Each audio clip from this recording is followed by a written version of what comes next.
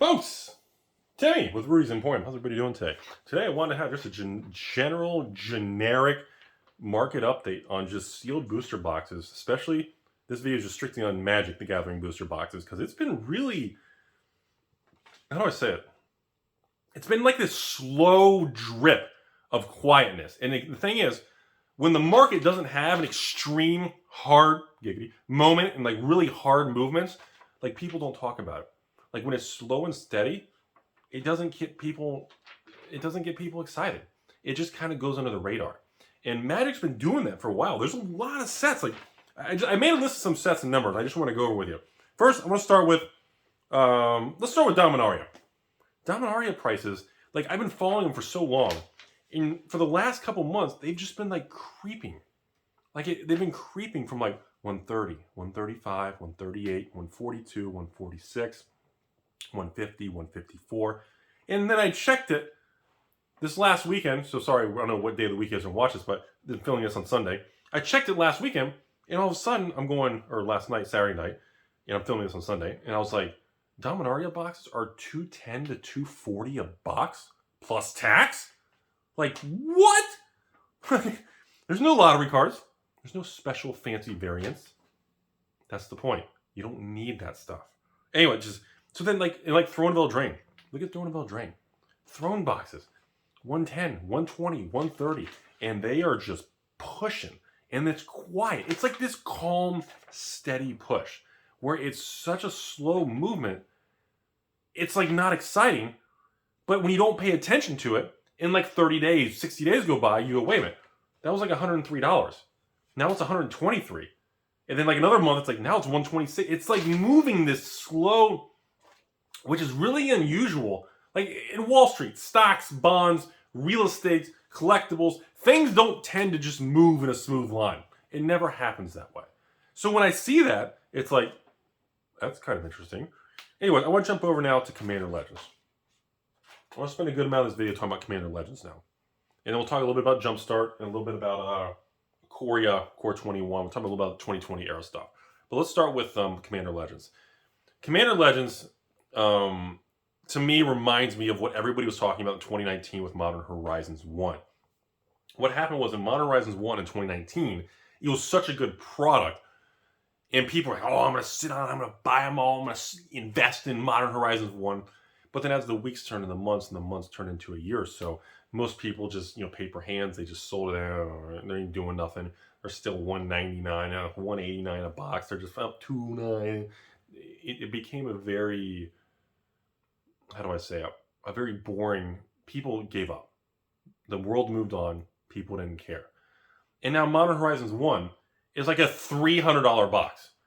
I don't think you see nothing. Yeah, Modern Horizons 1, just like Throne, just like Commander, these products are going to keep moving because they're well-engineered, good products. I'm serious. The number one reason Modern Horizons 1 went from 170 to almost double to 300 in 18 months is because it's a good product.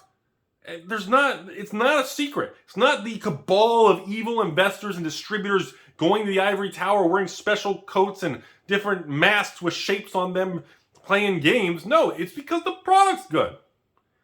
And so now when I'm looking at Commander Legends, I'm going like this. It's 2021, or almost the end of 2021. Commander Legends has been out a year. We've got confirmation next year there's going to be what? Commander Legends 2 or Baldur's Gate or whatever.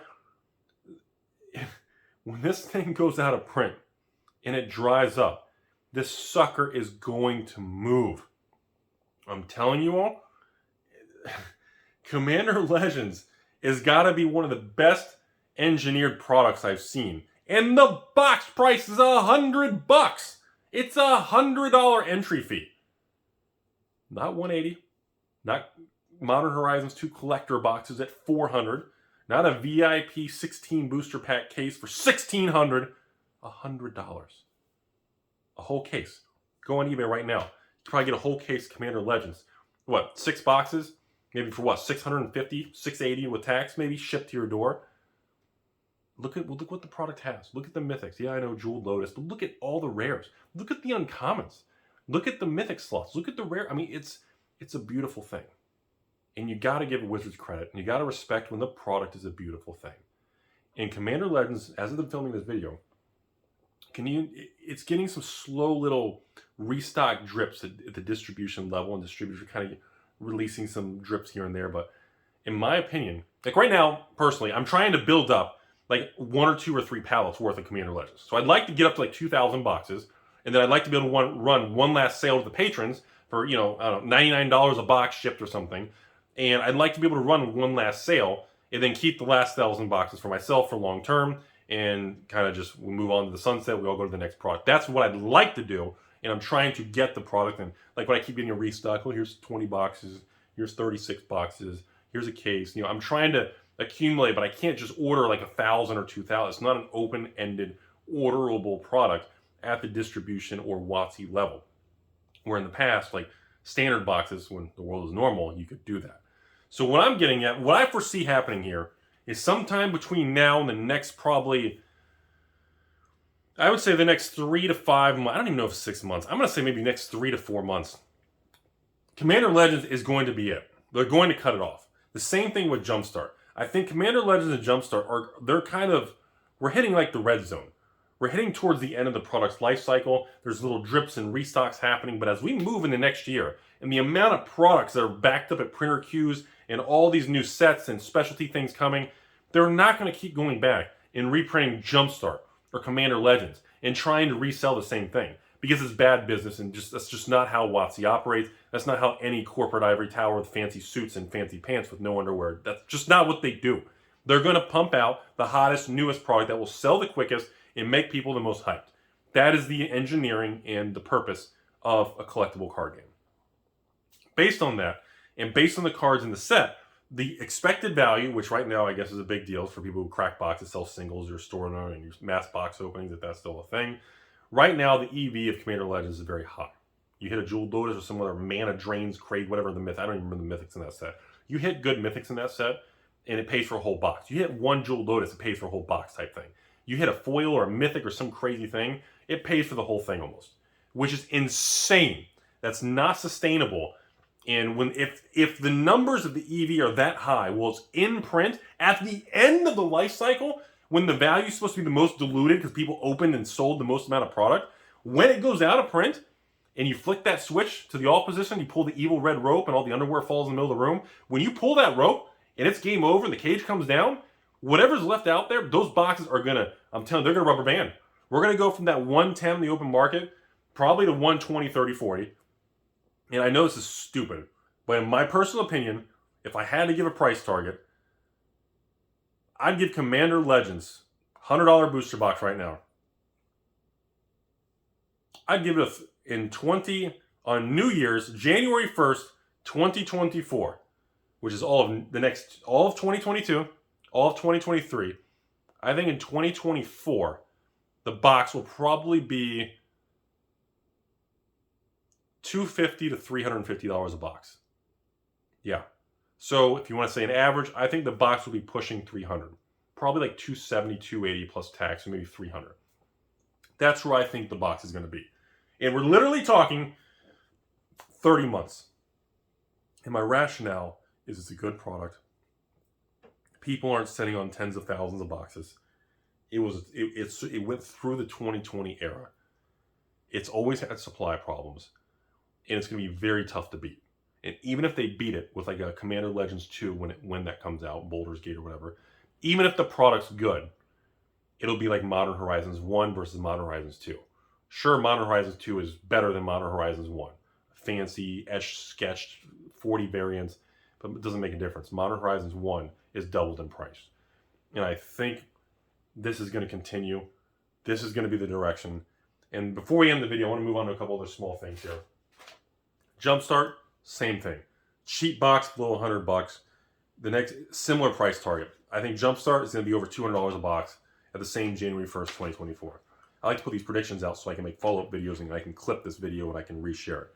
But overall, the point of this video was, of course, to manipulate all of you and pump and dump and rah, and, steal billions so I can get a haircut. But no, the overall theme of this video is to let people understand that the overall Magic sealed market is moving again. And it hasn't moved like for most of 2021. But it's really quiet. Like it's like a slow motion thing. It's like, and it's I don't know if it's intentional. It just feels like the bid on the sealed product is just like, it's ticking so slow. It really doesn't make good conversation. Discuss it. It makes nobody really make videos saying, "Whoa, Rudy made 20 billion 2Bs in Diablo auction house." He made 2Bs. He's making bazinga billions, being paid in Zimbabwe dollars, and it's crazy. See, that's what gets attention and spreads and gets people wound up, which has its purpose in the world.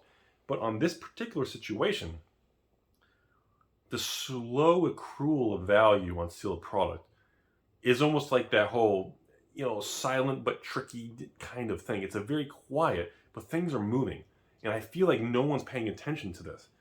And last comment on the Ikoria Theros Core 21. These were all those 2020 Quarantine Tangerine era sets. Those are still my numero uno speculated products. I bet the heaviest, I'm talking over 1,000 of each box.